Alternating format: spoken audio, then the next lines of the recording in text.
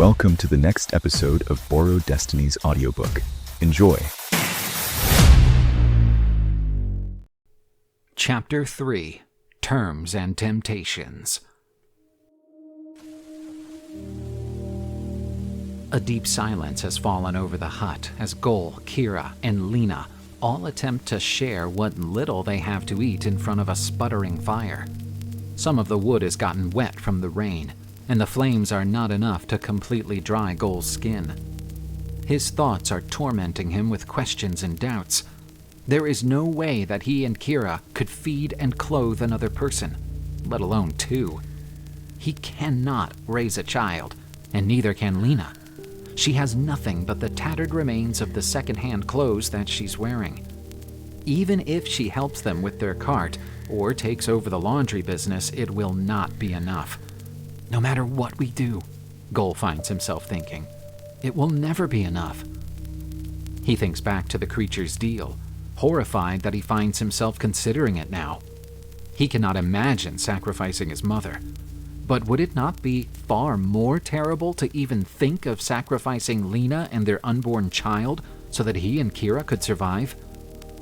"I'm sorry," Lena whispers for the umpteenth time that evening, simple words that slice harshly through the quiet. "You are not the only one at fault," Gole reminds her, his voice hoarse and thin. "For now, we must rest. In the morning, we will go on. That is all that we can do. Take my bed and I will sleep here." Lena is about to protest, but Kera squeezes her hand to reassure her. "Take his bed. Go rest."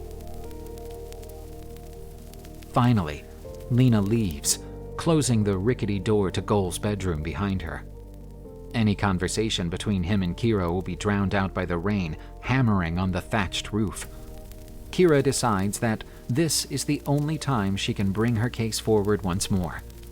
Everything has changed now, hasn't it? Gole breathes as he stares into the floundering flames of the fire. Kera is surprised that he is the one who has spoken first, but she grasps at the flickering opportunity nonetheless. "Things are about to become infinitely more difficult," she replies, her mind drawing her back to when Gole himself was born. Then she was alone, desperate. Gole is not alone, but he is no less desperate. "Do you not think that a chance for escape is one we must take?" Gole remains quiet for several moments, pensive rather than stubborn. His shoulders drop, and he finally turns to gaze toward his mother. "It is not the right thing to do," he repeats his moral mantra, yet this time with less certainty in his voice. "I know that we shouldn't. We can't." Kera wants to push harder, to shake her son to his core until there is nothing left but acceptance. She can see the future in front of her, and it promises nothing but sorrow. "If he would only listen," she thinks, meeting his eyes with hers. She keeps her mouth closed, hoping that the doubt will tip the scales in his mind. "I don't trust that man," Gole continues, as goosebumps thread their way across his skin at the thought. "I don't think that his paradise is what you might believe. It's a different argument than what he has presented so far. It seems that standing on principle is more difficult when life throws one into an ever deeper pit." "Would it not be better than Dombo, even if it is a lie?" Kera asks in return, a question that rattles the remaining strings of Gole's sanity. He stands, one hand steadying him against the wall. "I think we should go to sleep," he announces, his free hand forming a fist at his side. "We can talk again in the morning." Kera lets out a heavy sigh from the pit of her stomach but relents. As long as Gole is still thinking about it, there is a chance. She gets up and heads for bed, leaving Gole to kill the fire. He lays on the floor, using one arm as a pillow and a thin, old rug as a mattress. As he stares up at the roof, which needs repairs in some areas, he wonders, what would happen if they did not accept the offer? Who would they sacrifice? Would he truly be able to give his mother's life to himself? Or someone else's? These questions continue to plague Gole throughout the night, almost as if they are crawling through the veins under his skin. Even when he sleeps, his dreams are filled with the worst of possibilities.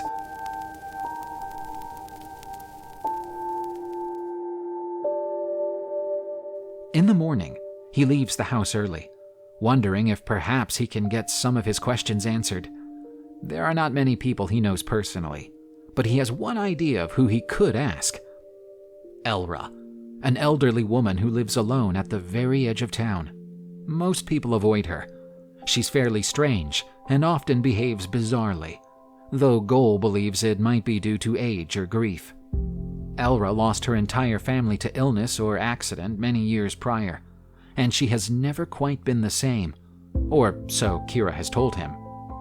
Gole has wondered before if the rumors about Elra are entirely true, or if she has simply seen beyond a veil that the rest of them don't even realize exists.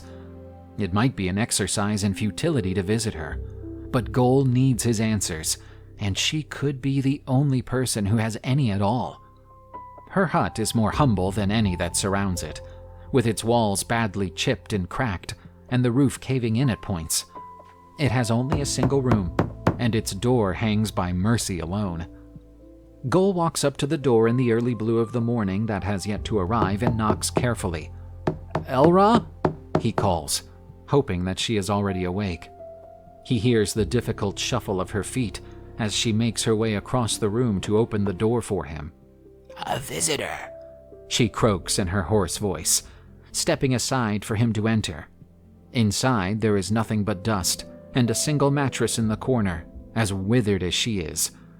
"I have nowhere for you to sit," Elra says apologetically, before looking pointedly into one corner. "And you know you aren't welcome here." Gole wants to ignore her rambling, but a shiver crawls down his spine. What if there are more creatures in the shadows, and Elra can see them? What if they had taken her mind from her after she refused a deal? That's all right, he swallows, tearing his eyes away from the corner. Malik is standing nearby, but the corner that the woman is staring at has been empty for many years. Instead, he is outside the small hut, interested in Gole's movements. It is clear that doubts have seeped into his soul, and his moral strength is waning. He comes ever closer to accepting his fate. "How can I help you?" Elra turns sharply, faster than Gole expected her to be able to, and faces him with a strange clarity in her eyes. "I don't have any money for you to take." Gole offers her a few cobs of corn, hoping that will encourage her to trust him. She grabs them hungrily and wolfs one down before placing the others gingerly on the edge of her mattress. "I was hoping that you could answer a few questions for me," Gole clarifies, watching with a pang in his heart. "Have you ever heard of a company called Vodun Ventures?" Gole is sure he sees a fleeting moment of recognition in Elra's eyes, but then she shakes her head vigorously. No, never heard of them, no," she insists, sweeping her foot over the dust on the floor as if it were a broom. "I don't know anything about that." She clucks her tongue a few times, beginning to pace around the small room, cleaning without making any difference. Gole sighs and pinches the bridge of his nose. Perhaps this was a waste of time after all. "I don't know anything about soul traders," Elra whispers under her breath, just loudly enough for Gole to hear. "Nothing." "Wait, what did you say?" Gole feels a pit forming in his stomach. "Soul traders? Who are they?" Elra glances up at him as if she's noticing him for the first time. "Who? Oh, a visitor. I don't have any place for you to sit, you know." This time, her eyes don't wander back to that corner, but she's clearly either truly forgetting the conversation or trying to avoid it. Gole isn't sure which. Elra's faculties have indeed wasted away over time, but there are parts of her mind that she remembers, and she doesn't want to. She wants those to disappear along with everything else. Gole doesn't know any of that. He's only aware of the sheer frustration this interaction is bringing with it. "Please, Elra," Gole says, stepping forward to grip her wrists and force her to stand still. "I really need you to tell me anything you can. Anything at all." Elra runs her tongue over her cracked lips, tasting the old blood that has formed there. "I don't know anything. I've never been to paradise. Again, a small word that tells Gole she knows who Voden Ventures is, but nothing solid for him to grab onto. He doesn't know whether they're the ones who stole her sanity. Perhaps they've even taken her soul, or her family. But it is becoming ever more clear that he won't get much out of her. Go if you can, Elra suddenly insists, her arm tensing in his hands. Go! The words are simple, but they brand themselves into Gole's heart with vicious efficiency. For a second, he sees a desperate, serious clarity in Elra's eyes. Right now, perhaps only this once, she knows what she's saying, and she means it. Gole steps back and releases her arms. Thank you, Elra. Go! Go! She continues, repeating the word until it means nothing, restarting her pacing around the room. Gole leaves, knowing that he won't really get anything else out of her. He spends his walk home pondering the decision and the little that Elra did say. Out of everything, her insistence that he go to paradise lingers the longest. Even after all she lost, whatever experience she might have had with Voden Ventures, she'd still make that choice. That wasn't madness speaking either. She was lucid for a very short period of time. For Gole, it's enough to have his doubts come rushing back. Oh, there you are. Kera is standing at the door of their home, her heart over her hand, as relief swims through her veins. She doesn't say that she'd thought he might have finally run away, even if it was a brief consideration. I needed to clear my head, Gole says, glancing over Kira's shoulder. Where is Lena? Still asleep. It seems the rain might have caused a fever, Kera replies, concern etched in the lines between her brows. I have nothing to give her. Nor do I, Gole admits, his strength disappearing into nothing. Mother, if we accept the trade... We must! Kera is firm on this. There is no other way, my son. Tenderly, she places one hand on his rough, gaunt cheek. Gole closes his eyes for a moment, reminded of his childhood. When he was very small and the winds howled late at night, she would place her hand this way and tell him that it would all be better one day. At some point, he stopped believing her.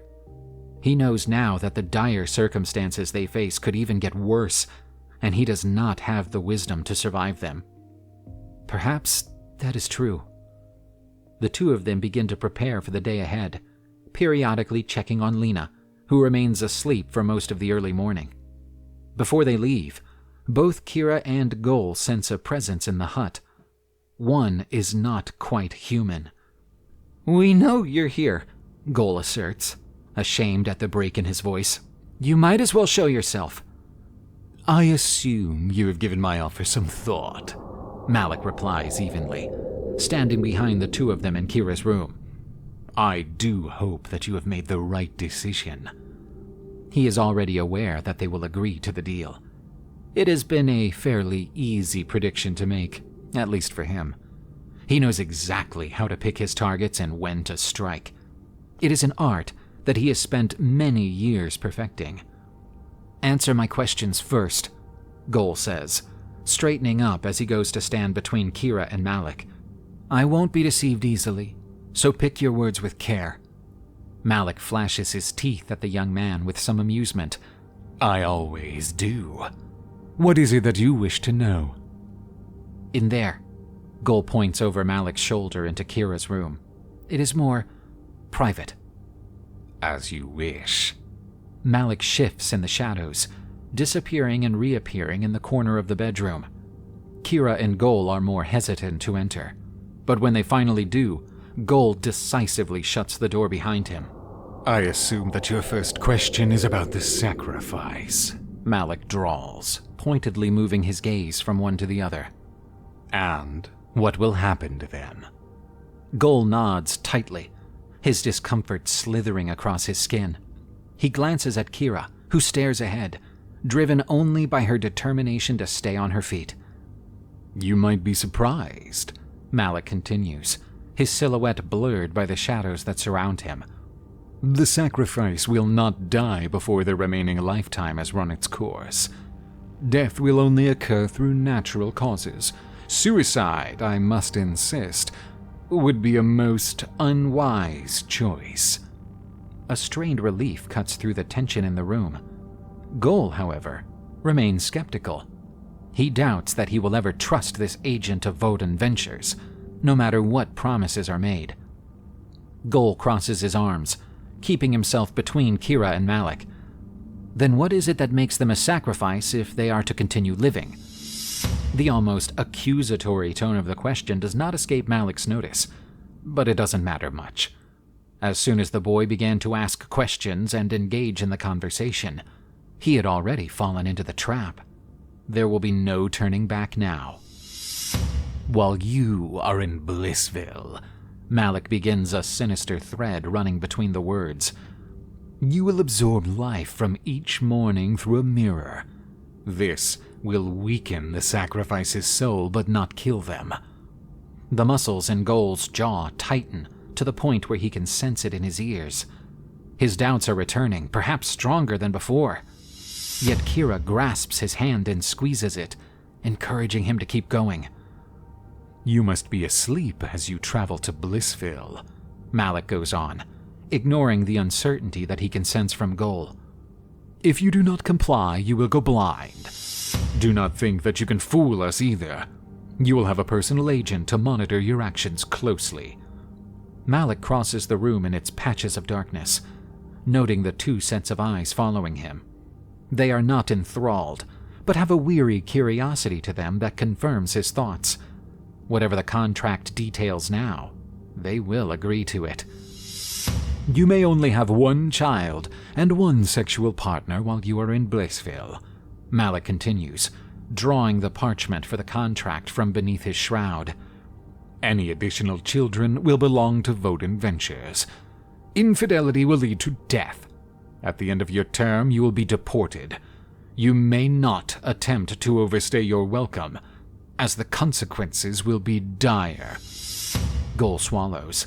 There are complexities within this arrangement that he is sure he is not prepared for. He is not sure that this paradise would be worth all of this. He's also still wondering what Malik has to do with everything that has happened recently. How much power does this creature have to influence Gole's life? And Kera's? Was it he and his ilk who drove Elra to madness? Did she once refuse the offer? "I wouldn't worry too much," Malik says, noting the frown that is forming between Gole's brows. "There are many rules, but I assure you, they are there for your protection as well as the company's. Blissville offers you more than you could ever dream of.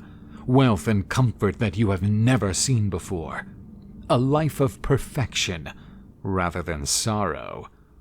Kera squeezes Gole's hand once again, drawing him to look at her.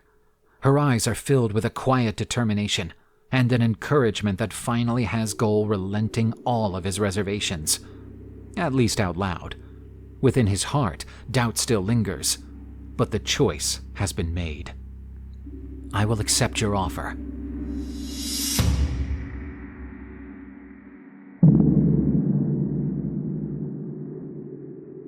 Thank you for watching Borrow Destiny audiobook visuals. Subscribe to Faded Pages Audiobooks channel for new episodes. See you on the next one.